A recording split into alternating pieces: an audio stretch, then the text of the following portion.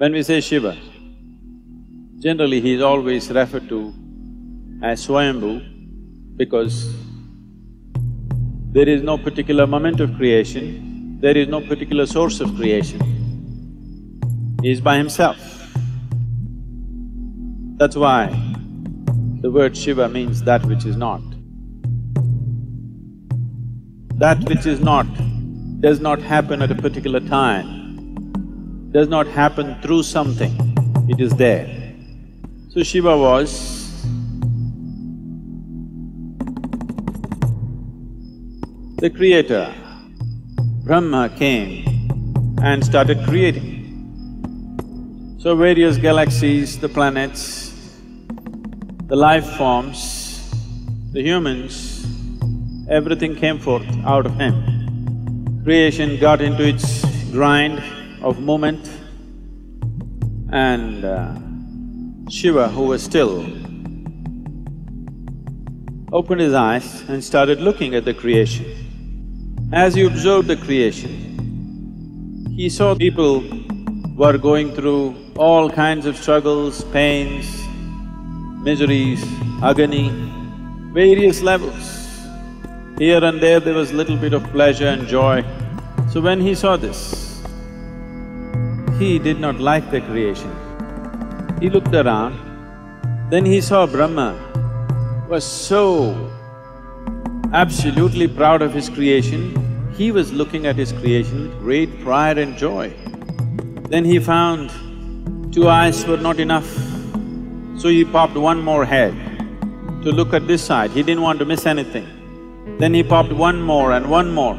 Then he popped a fifth head, like a crown for his pride, not to look at anything in particular, just to crown himself with an extra head. When Shiva saw that this Brahma is so gloating about such a miserable creation, he got mad.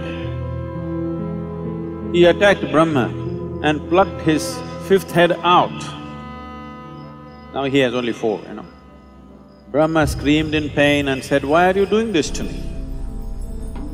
Then Shiva said, "Are you not ashamed of this creation that you have done?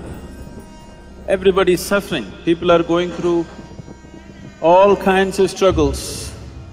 People are going through all kinds of miseries and pain and agony."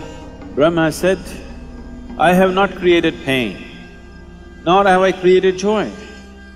I have just made it. It is up to them how they go through this. It is in their mind." Then Shiva said, "Who created the mind? That is also your creation."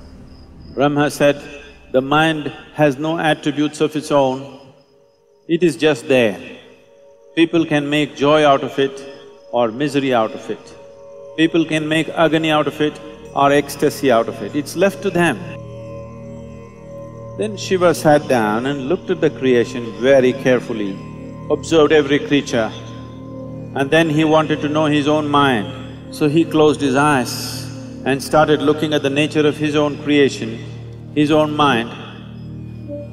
And when he realized, when his realization came to a certain absoluteness that actually creation is without attribute, each individual can make whatever he wants.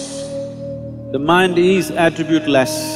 So when he realized this, then he became so ecstatic that he jumped and danced.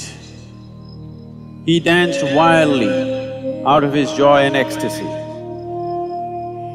As he danced intensely, with absolute involvement, when every cell in his body was a dance by itself, suddenly he realized that this dance is not necessary either. And he noticed, at the peak of his dance, there was absolute stillness. So he sat down as an ascetic, unmoving, utterly still. They say that stillness happened on this day, on the Mahashivaratri night is when it happened. From intensity of ecstasy to absolute annihilation and stillness, these two things he went on alternating. This is the imagery that you see. Sometimes he's dancing and exuberant, sometimes he's utterly still as if nothing exists. When we say Shiva is the destroyer, it is not about destroying the world, it's about destroying your world.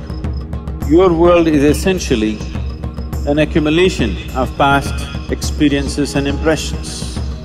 Past is seeping into the present only through your thought process. And it is projecting itself into the future through your desiring process. What you know as your desire is essentially an exaggerated version of the past. So the destruction of the past is the essential nature, because if you want to know the grandeur of the creation, that is possible only through the presently existing moment that is here right now. This is the only doorway. In utter stillness, there is no past. In absolute movement, there is no past. These are the two fundamental passages that Shiva found to give access to that which is creation and the source of creation.